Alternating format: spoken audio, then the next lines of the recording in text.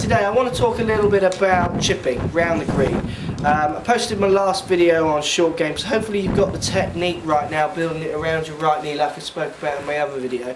What I want to talk about today is a bit to do with the weapon, the club you're using. Have you got the right tools to play the right shots around the greens?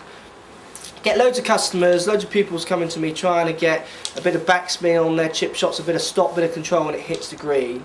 But more often than not they tend to be using the wrong club to do this. I've got two clubs here. I've got a 56 degree Mizuno T-Series wedge, and I've also got a 60 degree Mizuno T-Series wedge. Both the same club, different lofts. Now my 56 is going to be more my standard sand wedge. If you're out there using a set of clubs which is free to sand wedge, there's a good chance your sand wedge is going to be around 56 degrees of loft on it. Now 56 degrees of loft is fine, okay out of bunkers, it'll get the ball pitching a decent distance, but if you want to get the ball to go up and down and stop it quick, it's not quite enough loft. So what you're going to have to do if you've only got a 56 degree loft is you're going to have to start manipulating the face. You're going to have to start opening up the face to try and add loft to it. That's going to pop the ball up in the air a bit more.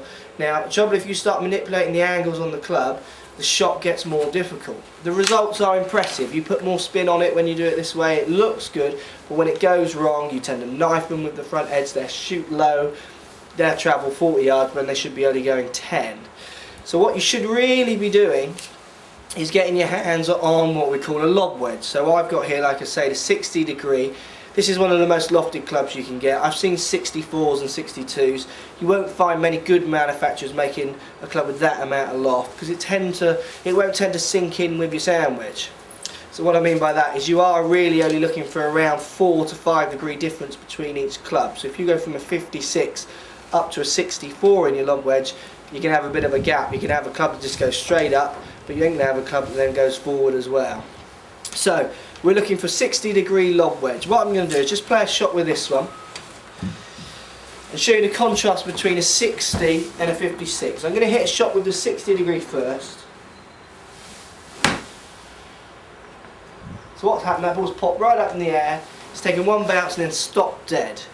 Lots of spin, riding up the face to 60 degrees worth of loft, and it's given me good control when the ball's landed. I'm now going to try and play one using the 56, so your standard sand wedge.